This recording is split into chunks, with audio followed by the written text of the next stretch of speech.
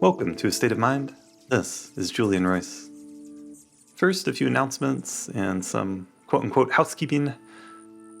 First of all, I love creating this podcast, and without listeners like you, there really would be no point. And creating this podcast does take time, it takes energy, it takes money.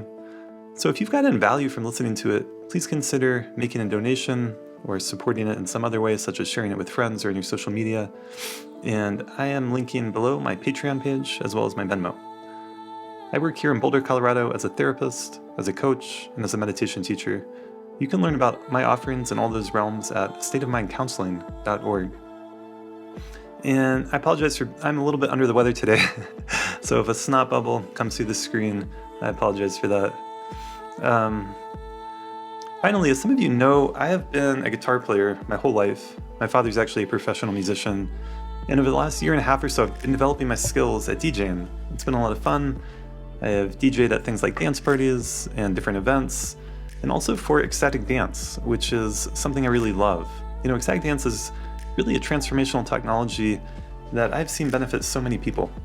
And one of the things I love about it is it's open to everyone. There's really no right or wrong way to do it, other than, short of causing injury or talking on the dance floor. That is one rule we have. In fact, I'm getting ready to fly to Guatemala at the ungodly hour. I'm leaving for the airport at like 2:30 a.m. for an ecstatic dance festival. So I'm super looking forward to that. And lately I've been offering some ecstatic dance DJ sets with live improvisational guitar, something I'm really excited about. It's felt really good to me. I've gotten good feedback, and I'm going to be sharing more of those to my SoundCloud.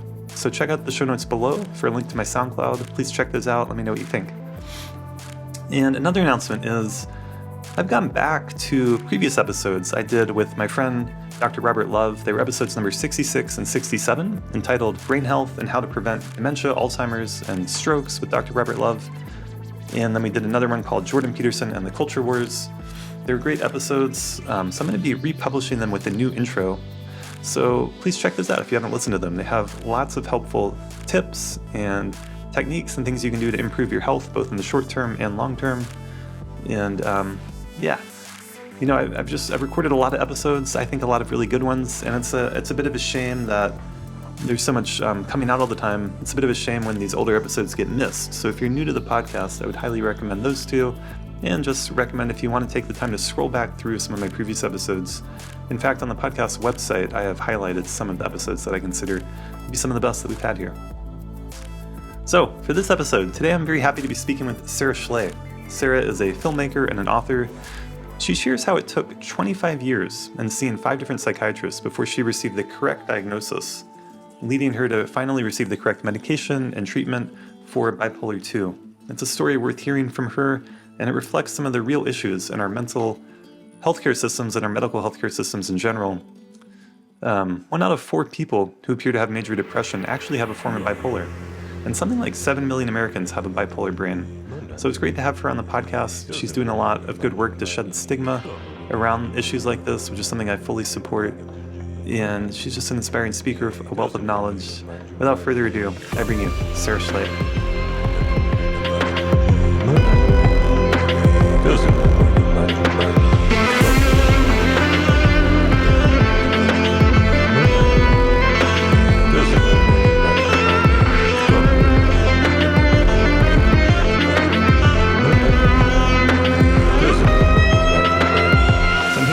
Sara Schley. Sara, thank you so much for being on the podcast. Well, thank you for inviting me, Julian. It's a pleasure to be with you. Yeah, it's a pleasure to have you. I'm excited to get to talk with you. I listened to your TED Talk about your journey with bipolar, and you're coming out with a movie called Brainstorm. Do you want to just share a little bit by way of introducing yourself and the work you're doing now and what you're wanting to share with the world? Sure. I live with bipolar 2 on the bipolar spectrum, and it took me 25 years and 5 psychiatrists, 7 medications to finally get the diagnosis that saved my life. And there was a lot of pain and heartache in those interim 25 years, as you might imagine. A few years ago, I came out with my memoir called Brainstorm: From Broken to Blessed on the Bipolar Spectrum. And I did that really to illuminate this whole notion of the bipolar spectrum that most people don't know exists. And then the movie, the film, inspired by the memoir, is taking that whole message further. Good. Yeah. I think films are such a powerful way to reach more people. But that was a point I wanted to ask you about and learn more about your experience and your perspective in the greater, field of mental health and just healthcare in general. But like that took you so long to get what you realized was the right diagnosis. Do you want to share a little bit more of that if we double click on that? What happened?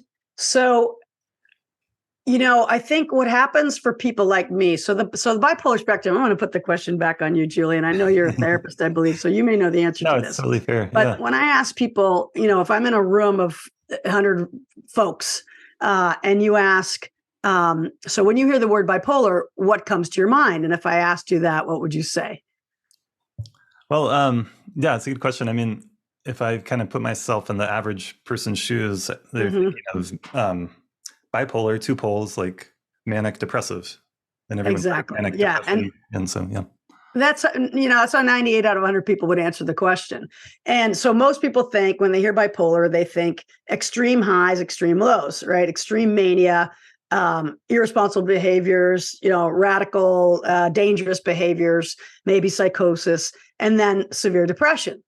But in my case, where I have bipolar 2 and other bipolarity or bipolar types down the spectrum, I experience the severe depressions of bipolar, but I don't experience mania, nor do I show extreme mania.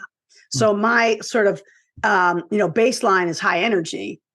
And no one would argue with that. Like, she's a high energy gal. She's getting a lot done, right? Yeah. I don't kind of cross the threshold into what people would normally think of as mania or those dangerous behaviors. And so when someone like me shows up at the doctor's office, when are we going to show up? We're not going to show up when we're feeling good. We're going to show up when we're in a debilitating, horrific depression. And in my case, right. I wouldn't even take myself there. It took friends dragging me to get me there at that point. We can say more about that. But then what are the symptoms that a doctor's going to see when I finally get to a psychiatrist? They're going to see, somebody lethargic, somebody who can't get out of bed, somebody who has no joy left in life, somebody who might have suicidal ideation. And they're going to think depression, that's, let's write a script for an antidepressant. And in many cases, they're getting it wrong. Yeah. Yeah. And you do a good job talking about that. I think I wrote down some notes here. Something around 50 million people are living with depression in America. Is that right? And then you said in one of your things, 1 out of 3 people diagnosed with depression actually have bipolar disorder. Yeah, I would think up to 1 out of 3. And those numbers are debatable because everybody has a different study, but a very large percentage, and certainly millions of people, when you think about it, are going to be misdiagnosed as with regular major depressive disorder, given antidepressants, which in my case, can make people much worse. And that's a problem. And why further it's a problem, because where are you going to go to the doctor when you're feeling lousy? Most people don't have a psychiatrist, or they don't want to go to a psychiatrist because of the stigma. They're going to go to their primary care physician. Primary care physicians, and I can tell you this because my niece just went through it, 7 years of primary care doc training. How much psychiatric training did they get? Oh, not much. 1 month. 1 month. So yeah. So that's wild, right? Yeah. So 80% of antidepressants, Prozac, Lexapro, Zoloft, any of the ones you want to name, in this country are written by primary care docs. 80%, and they've had 1 month of psychiatric training. They can't help but get it wrong. They haven't been trained to recognize and be able to discern the various types of depression, including bipolar depression. Absolutely. Yeah. I mean, you just are raising such important points so early on. It's like I can feel my mind, to talk about a lot of these. Down, unpack one at a time. It's what it's what this podcast is for. But I think one thing that pretty much everyone in America could agree on, it might seem like our country is so divided, but I think we can all agree that our healthcare system is a mess, right? I mean, I don't hear anyone out there being like, oh, I love our healthcare system. And the problems that I see in it, actually go really deep. And so just as an example, my brother and his wife are both medical doctors. They went to medical school. I've learned in my life, and you probably know this too, and if you talk to most people, it's common sense. We've learned how important nutrition is, nutrition is to our health, our physical health, our mental health. Yeah. So my brother in his 8 years of medical school training had 1 class on nutrition. And when I say 1 class, it wasn't a course. It was a lecture. It was like a 3-hour, 1 day. one Oh class. my gosh, I know, that's just And crazy. so a similar issue with mental health in general, it's so important. We know how important it is. It's luckily the awareness of that is growing, but the traditional medical school training, of course, doesn't really go there, doesn't really cover it. And the psychiatry profession, in my opinion, has been completely co-opted by the pharmaceutical industry. So that they know a lot about medications. That's great, but there a lot of them today. I mean, not everyone's the same. Different psychiatrists have had different trainings, but in general, they're going through medical school and learning a lot about psychiatric medication. Right? They're not learning as much about different forms of therapy. Like that's what I do. What I can provide is the more personal, one-on-one, personalized therapy. So it's a complex thing, but there's these big like forces that are at work, and then I hear a lot of stories from people who do have a psychiatrist or have been to a psychiatrist, and it wasn't a very good experience. And maybe they had 15 minutes with someone, they diagnosed them, and they wrote them a medication script, and then they said, "We'll talk in a month or two over Zoom again." And so it's not very personalized. It's not enough time to get to know the person. It's not enough time to make a true diagnosis.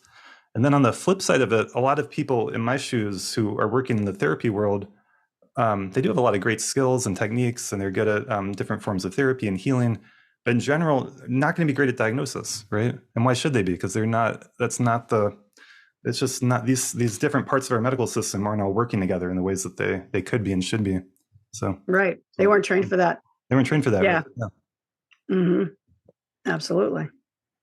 So, but in your case, you're sharing something important, that this big distinction between bipolar 1 and bipolar 2 not having the manic episodes, often appearing like depression, right? And be misdiagnosed. And Yeah.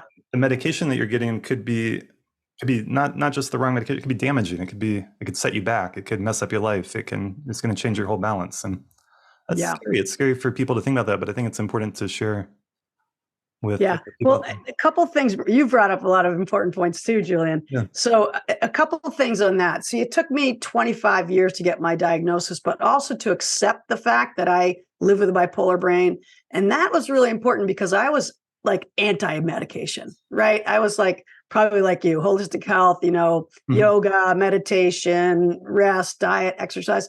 It took me a long time to recognize that those were all really good practices, but in my case with bipolar, not sufficient, right? So the way I view it, some of my psychiatric colleagues, now friends, talk about 4 dimensions, and I put them in a diamond because I like models, and that's medication, therapy, support network, and positive behaviors. All the double click on that, and all of your diet, exercise, meditation, etc. And I think for someone like me, good news and bad news. I mean, the challenging news is you're going to have to do it all.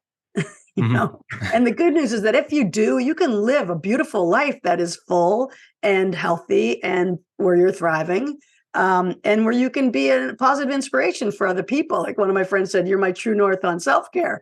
And I said, "Yeah, because you don't know what's on the other side of that for me. Like I can't take the risk not to do this stuff."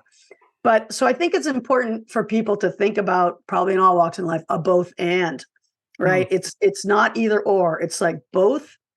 I think my diagnosis took my therapist and my psychiatrist working together, and thank God they finally did. The first 4 psychiatrists had it wrong and made me worse. The 5th psychiatrist, Dr. Michael Perlman, here in Western Mass, God bless him, he's about to retire, almost 80. He, had taken the responsibility to study the complexity of bipolar. And as a result, he knew what to look for. And so it took him 15 minutes to diagnose me because he asked the right questions.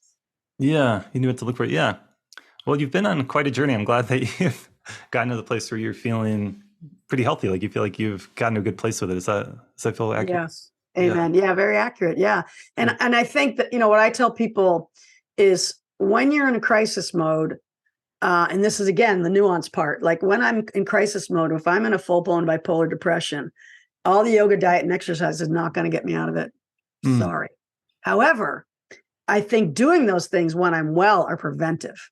Sure. Yeah, that makes sense. Totally. So I'm very rigorous about in my TED Talk, in my book, I talk about PECs because, again, I like acronyms and models. So flex your PECs. It's physical, emotional, creative, and spiritual.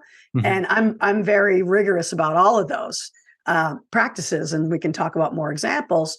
But yeah, I think doing those things, and there's more and more research that supports the positive practices being preventive of bipolar flares.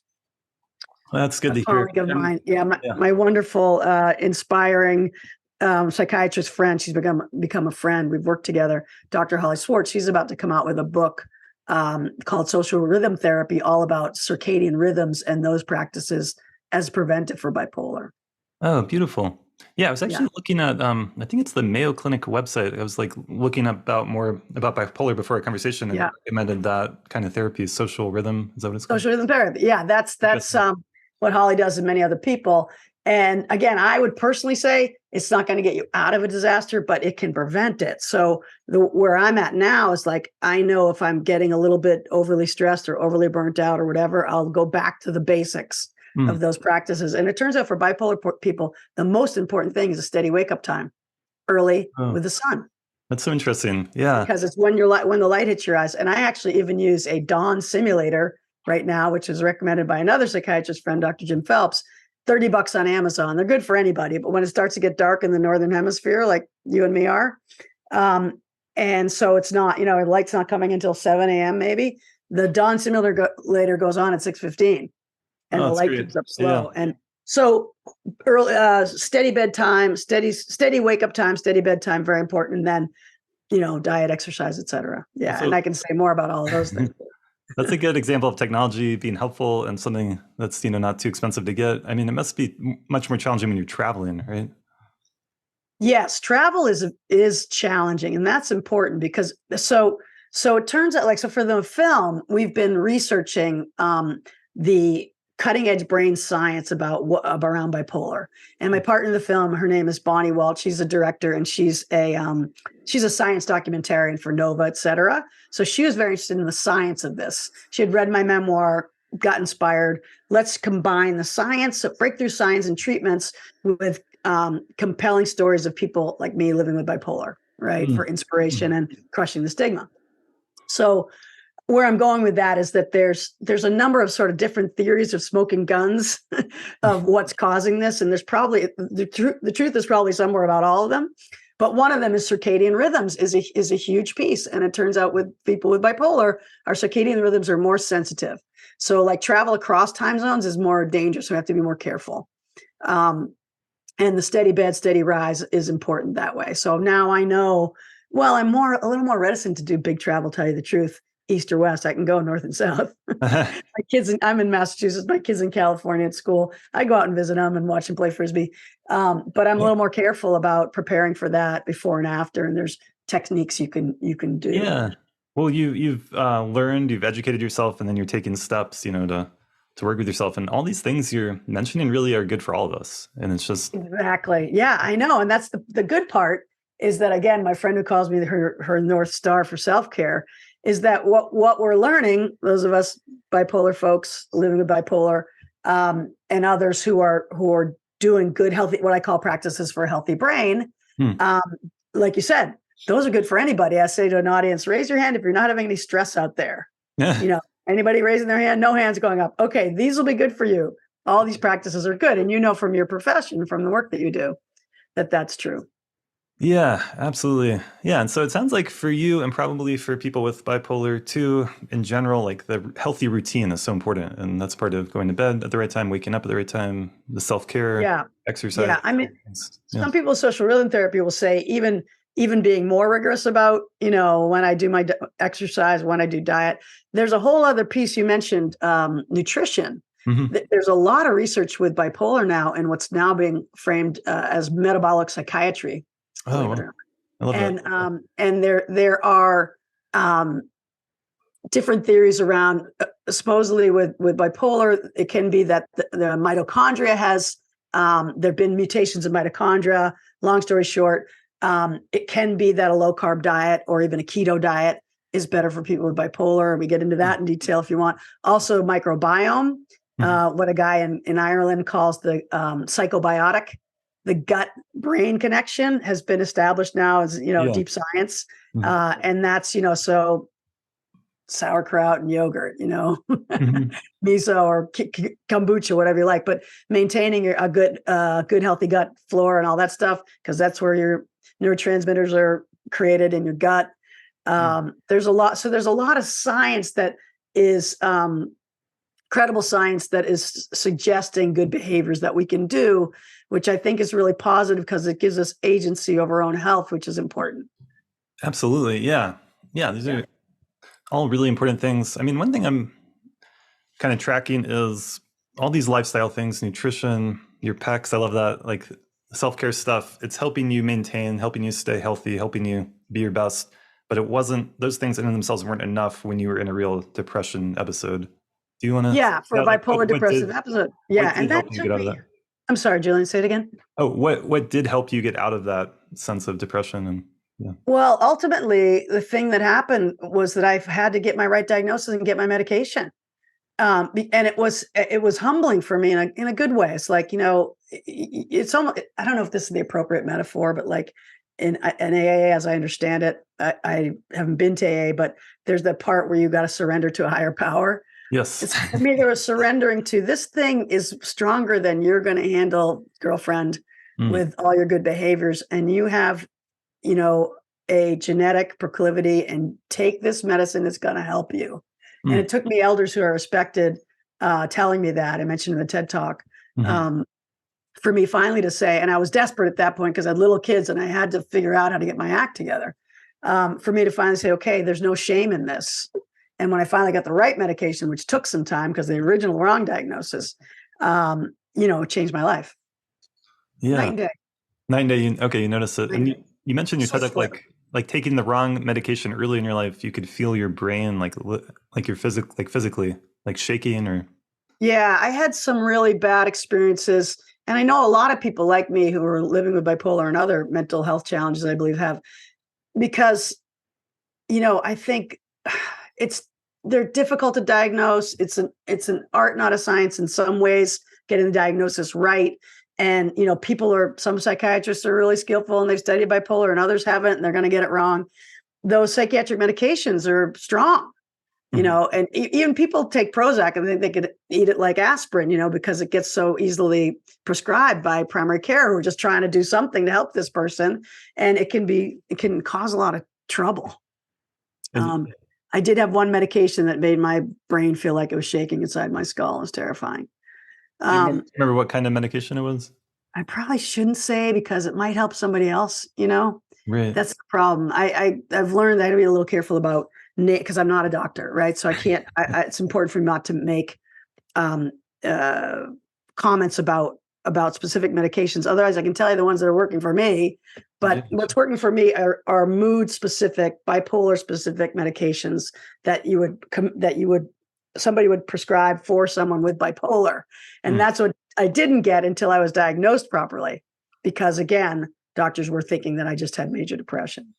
And since you got the right diagnosis and have been on this right medication, has that been a consistently positive, consistent with the medication and consistent positive outcome? Yeah, it's a great question. It was consistent for 8 years. And then I had a trifecta of going through menopause, which it turns out for your older female listeners is a huge risk. It's now well known that basically perimenopause, the hormones are going like this. That is a risk factor for a bipolar relapse. So that, plus my mom was dying at the same time, plus I had a shoulder injury, which was keeping me from sleeping. And now we've learned that sleep deprivation is a very risky trigger. So it's like those three things were, 3 strikes and you're out. But luckily we're able to tweak my medication. And once I think I got through through the whitewater of menopause. And since then, another 8 years or so, I've been well. Great. God willing, knock wood, it will continue. Yeah. No more menopause. I really appreciate you sharing and being honest and transparent about it all. And I think it's so helpful. And one of your things is to try to get rid of the stigma that we have around these kinds of issues. And you're doing that just by sharing. But I think one of the ways in which that would help more and more people is more and more people talking more openly about their journey with psychiatric medication. You shared, you found the right one. You had 8 years. It was good. You had 3 big life stressors, for lack of a better word. And of course, that's going to affect anyone. Yeah. And then you adjusted it. And I tweaked it and I got better again. Yeah. We added lithium, which is a classic bipolar medication. We had a little homeopathic amount and that made all the difference. That made a difference. And that's what's called subtherapeutic. There's a whole other story on lithium because it's got a bad name and it's actually the best drug. It just has to be monitored closely. And again, I shouldn't say best drug because I'm not a doctor, but it is in the literature. It will show that the use of lithium has been consistently positive for people with bipolar. Absolutely. Yeah. And it's a natural element, and you can get it from, there's like certain hot springs that will have like lithium in the water. And Yeah, and that's shown to make those people happier. But that's not going to work for, again, you're going to have to get a diagnosis and a prescription from a doctor, ideally a psychiatrist. Yeah. Yeah. Well, so just to kind of say, maybe it's obvious, but maybe it's just worth saying over and over again. If you, wherever we find ourselves, like whatever issues we're having, that it can be so helpful for people to hear that it's not their fault. It's not your responsibility. No one chooses to be depressed. No one chooses, obviously, to have bipolar or any of these kinds of mental health struggles or physical issues. And that piece can help take the shame away. It's interesting to think about, like, we tend to identify more, I think, with our minds. Like, it's like me, I'm over here.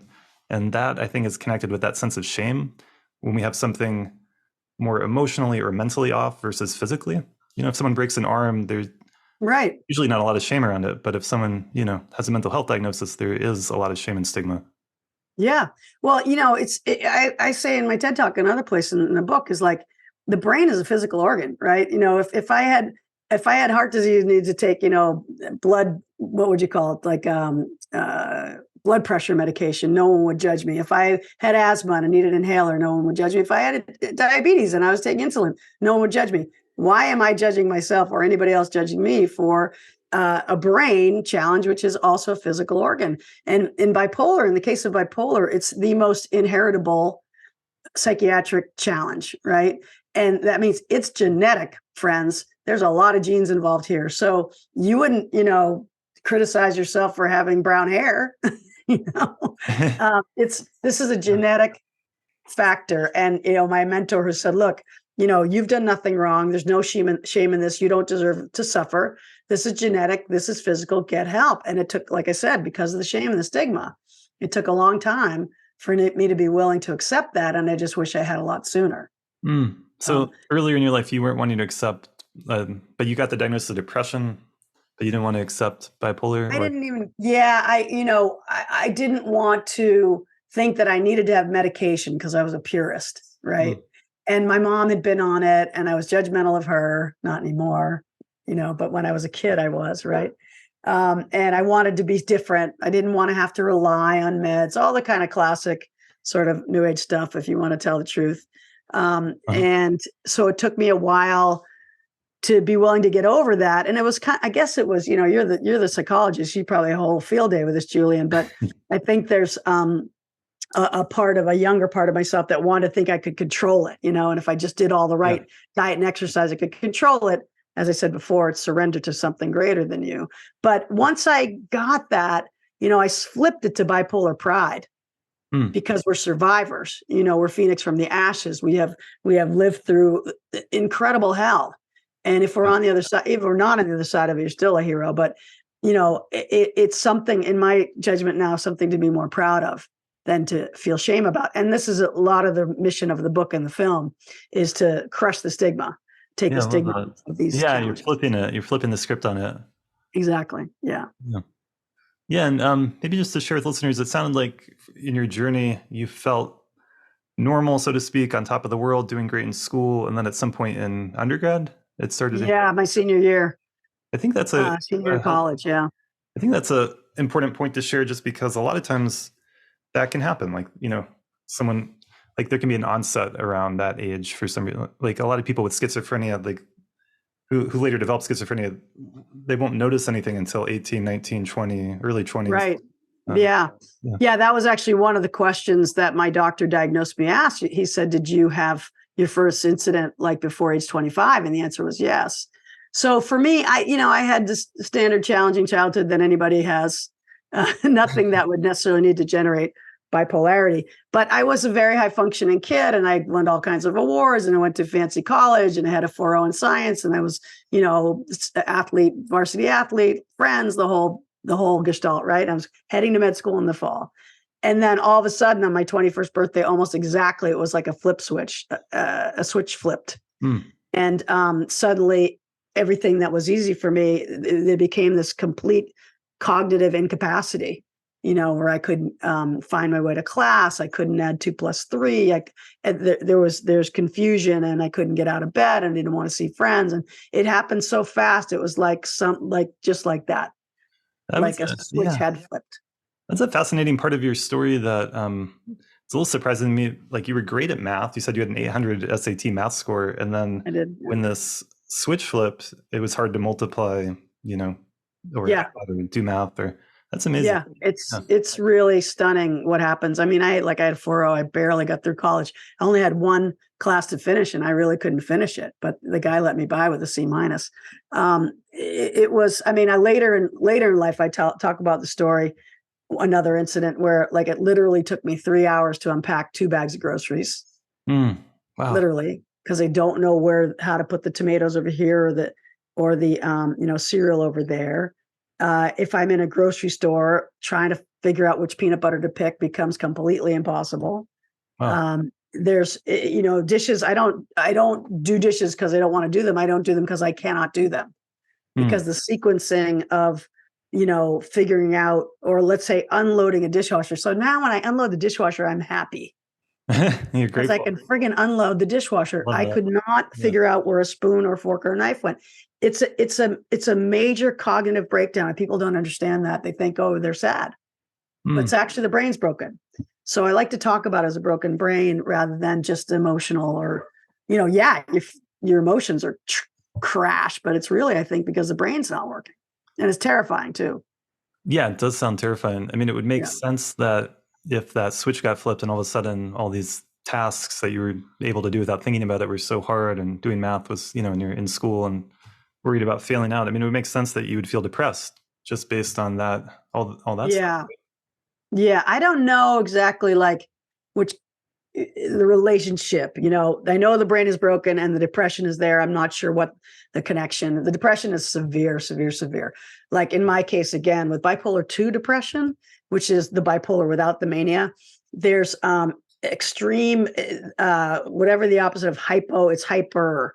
There's, I don't have, you want to sleep 14 hours a day. You don't have any energy. Your body literally feels like it's moving through molasses. You don't have, I was a good athlete. You don't have the coordination that you normally have. So there's a lot to the whole package. And then there's these horrible voices that are shouting at you too. And I can tell you, because I've done other kinds of work we talked about before we got on, that in some people who have an inner saboteur, the one who says, you're no good, you don't deserve to be here. Yeah. They actually had a parent that told them that. They learned it from somebody or church or somewhere. Sure. I didn't have that parent. My parents did other things, but I didn't have anybody telling me that I was no good. On the contrary, I had a lot of people lifting me up. When I'm depressed, when I'm in that bipolar depression, it's like this, there's this walk-in, horrific, brutal character who's whipping me all the time. So there's a lot to it that's brutal. But then there's the other side, and the good thing about bipolarity is that is treatable in a way that some other psychiatric challenges are not. Yeah, that's the good news. That's the good news. And there's another piece of good news. You want to hear it? Yeah. Because again, through this research of the film, we've been learning a lot. There's a lot of research taking place in UC Berkeley with Sherry Johnson and Stephen Hinshaw, professors, and others, Michael Freeman, the creative edge of bipolarity. People with bipolar tend to be disproportionately represented in creative fields. Yeah. Disproportionately entrepreneurs of startups, artists, writers, et cetera. So there is a creative thing that's happening too. Yeah. And that can be a good and beautiful thing. The positive side. Yeah, the positive side. So when this originally happened, you were given the diagnosis of depression? I wasn't given any diagnosis because I didn't go to a psychiatrist. I went to therapists. They say, yeah, you're depressed, but that's not technically a diagnosis, I don't think. Okay. And then my depressions would last for 9 months, and then, I got better. Mm-hmm. And then I'd be better for a couple of years, and then a depression would come for 9 months. And 9 months. Yes, my depressions are very severe and very relentless and very unforgiving, merciless. Yeah. So I say, luckily for me, and I didn't have the courage, I might say, to take my own life, but I understand people who do, and I never will judge that. because it's so horrific to live with. And this is, again, get the book out there, get the film out there, because it didn't have to happen. The right diagnosis could have got me better much sooner. You know, the guy who knew what to ask for got me better in 10 minutes. Got the right diagnosis, and I was better very shortly after that with the right medication.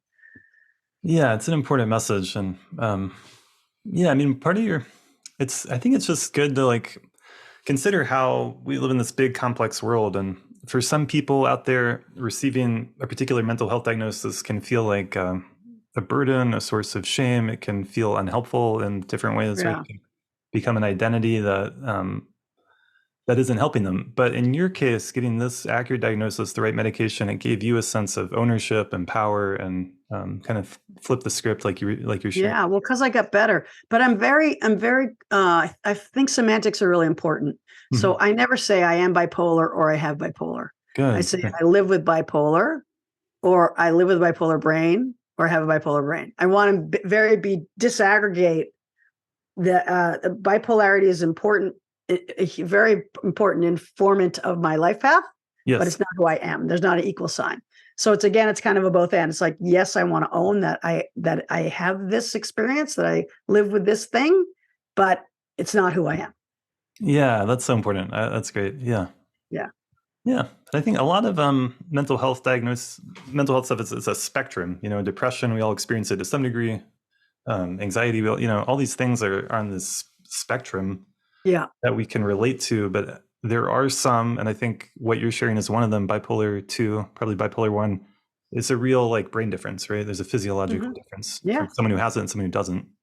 Yeah.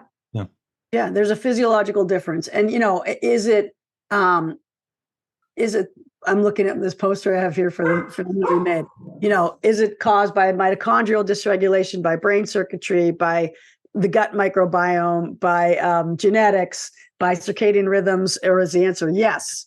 But there is a constellation of factors that lead to a different kind of brain, a neurodivergence, like they like to say now, neurodiversity. And there's ways to take care of it. Yeah. And one of them you're sharing, like, it's very inheritable. So your mother. Yes. And my grandfather. And your grandfather. Okay. That's good for people to know. And that was huge too. Like, it's simple diagnostic. Do you have a family history of mood challenges or mood spectrum issues, And the answer was, yeah. Is it stunning that the previous psychiatrist hadn't asked me? It's the first question that should be asked. And also in primary care, like, I would hope your brother's listening to this right now. I don't know what kind of doctor he is, but it's like, okay, let's look at this person's depressed. What kind of depression do they have? It could be a bipolar depression. Let's ask a few questions. When did this first happen? Under 25, check. Do you have a family history? Check. Were you given an antidepressant? Did it seem to make you better and then make you worse? Check. Did you get irritable? Yep. Okay, you have bipolar. You have a form of bipolar. It's not that hard for, I think, that kind of screening to go on. And those screens exist in the public domain. Yeah, absolutely. Yeah, they definitely exist. And for you too, all your colleagues, Julian, people will come to you. I mean, my therapist was literally in tears after I got in tears and apology. She was a wonderful therapist, crying. I'm so sorry. I didn't know that this existed. This being bipolar 2. Wow. Yeah. Well, I mean, one thing to note is the importance of the genetic inheritance that you touched on. And if we take away the stigma and shame, for example, if your grandfather had depression or something like what you're having, but he had a lot of the stigma and shame, he never shared about it, or it was kept kind of secret in the family. Correct. That ends up, we can see how the shame is passed through the generations and in our culture, and makes the treatment and getting better more difficult, right? It's not. Yeah. Yeah, there's a quote from Terry Cheney, author who lives with bipolar, and she says, the disease feeds on shame, shame feeds on silence, and I will not be silent anymore. Beautiful. That's part of my mission too, yeah. Yeah.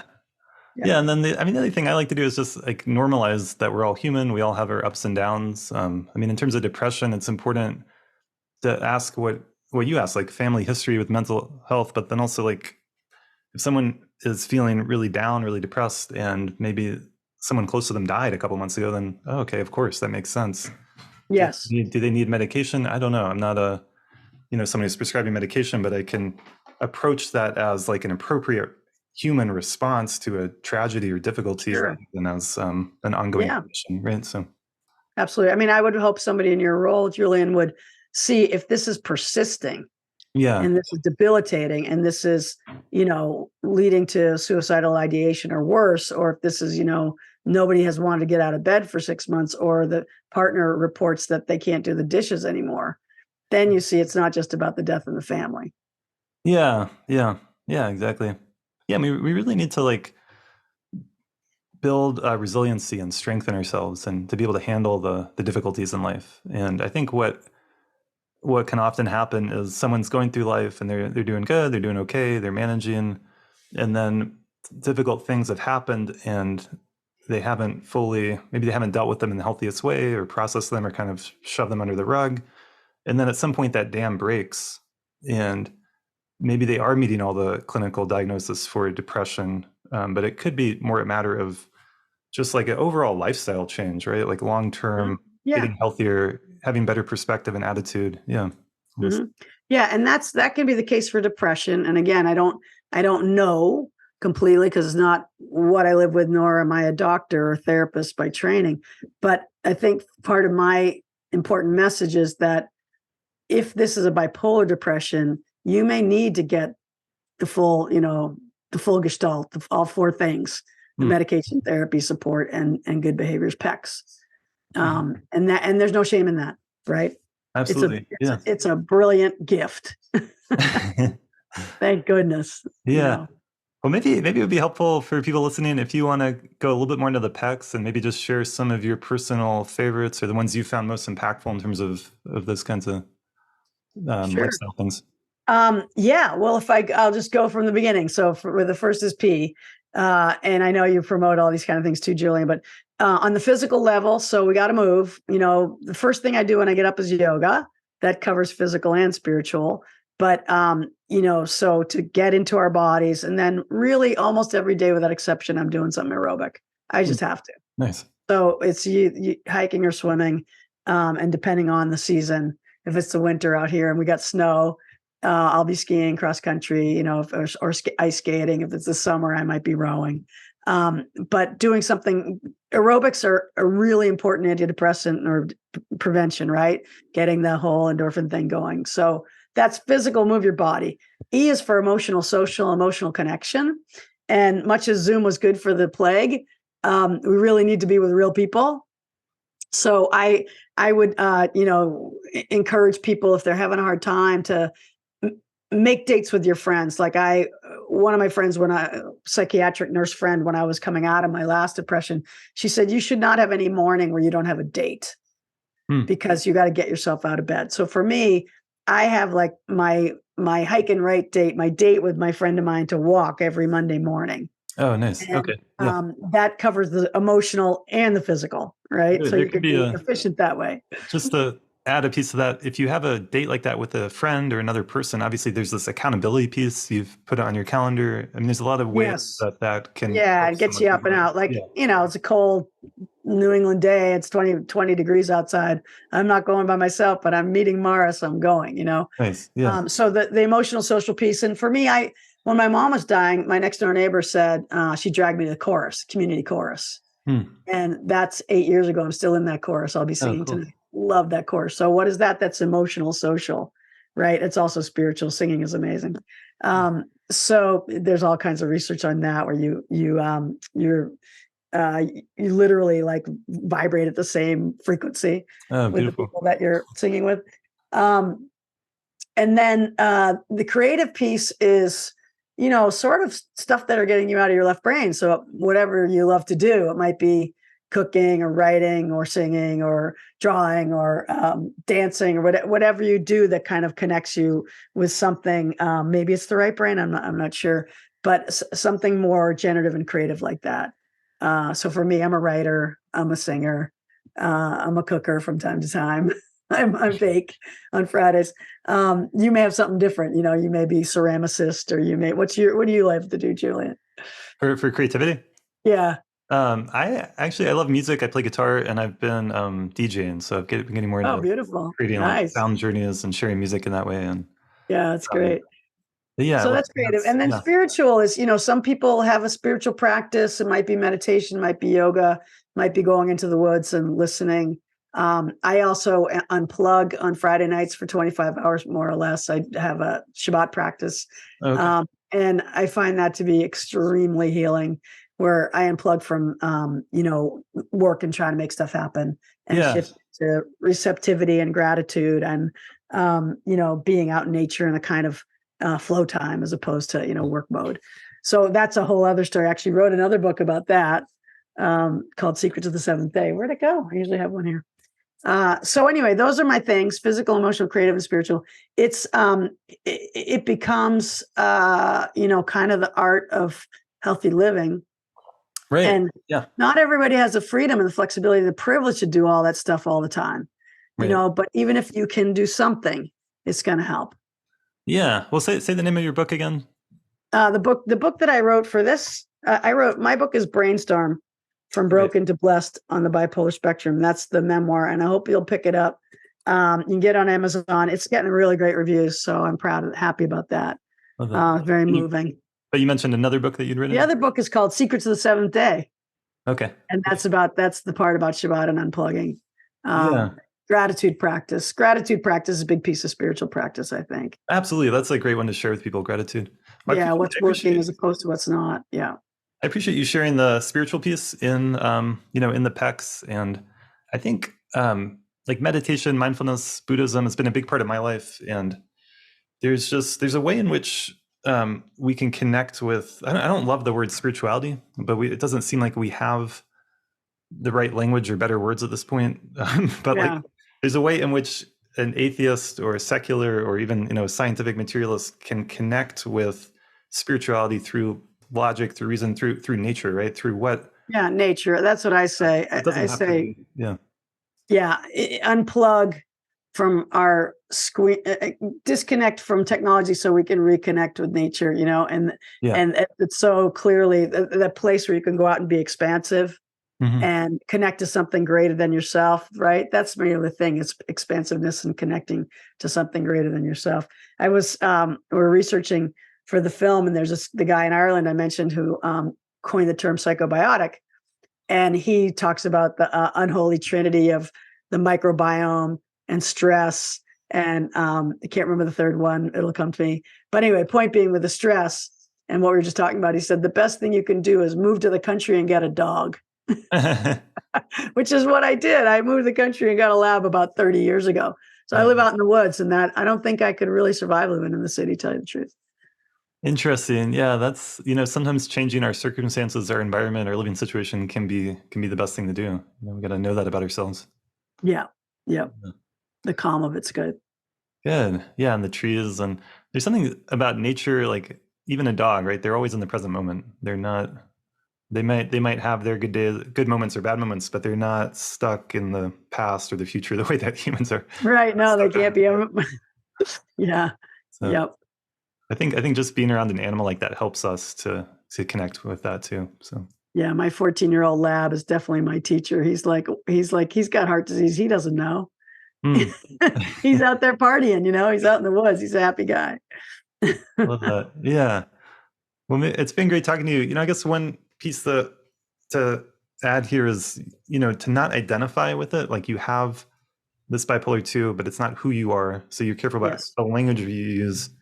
I think that's such an important piece, and just the way that we identify and the way that we think about these things. And that's what's can take away the stigma. It can take away the shame. It can give that healthy sense of pride.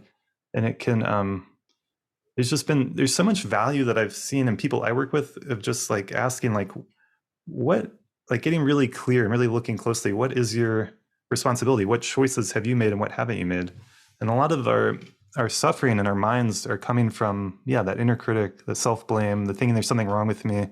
We're taking on some kind of ownership for things that we actually didn't do or say or even think. Like, it's not our fault, Yeah. I want to leave you then with the opposite of that, which is bipolar pride that I mentioned a little bit ago. And so basically, when I was writing this book, and I was still terrified because of stigma, my heart would still pound, should I put it out there or not? And my wonderful editor says to me, she said, okay, here's what you're going to do. You've got this assignment. You're going home and you're writing, I'm bipolar and a better person because of it. Right. Love that. So I wrote that essay and I came up with 4 things, and I was done with the essay. I pressed send on publishing the book because she was right. So you're going to ask me, what are the 4 things? What are the 4 things? So the first one is a kind of emotional fearlessness. Is like, because I've been to hell and back, there's nothing that you can do that's going to scare me off as my friend. So I can be a worthy guide, a worthy companion if you're in a hard place. Another one is compassion. It's related to the first, but it's kind of like, there but for the grace of God. I could be in the streets. I could have a needle in my arm. I could be in jail. Not that I'm judging any of those things, but that could be me. And therefore, I will not judge you. Right. And then the third one is discipline, like I was saying before about, North Star on self-care and PECs. So you can be an inspiration for your friends doing all this good behavior discipline. And then the last one is gratitude, because when you've been to hell and back, every minute that you're healthy is a miracle. And it really is a magnificent life, so those are the things. And I do feel proud of that. And I do feel proud of my bipolar companions, my companions who also live with bipolar, that they're survivors in this way, and trustworthy, disciplined, thoughtful, and grateful companions. I love that. It's so positive, and it's true. You're speaking from truth. So yeah. Thanks so much for being on the podcast. It's great to share with people, and there's a lot of resources out there. I'll link all your stuff in the show notes below. Any last words you want to share with people? Thank you, Julian. I think the main thing is 2. 1, if you or someone you love has been suffering with a devastating depression and you're not getting better, consider that you might have a bipolar depression. That's thing 1. And thing 2 is you will get better. Nice. You will get better. I love that. Yeah. Okay. Well, thanks for being on the podcast. Thank you so much for having me.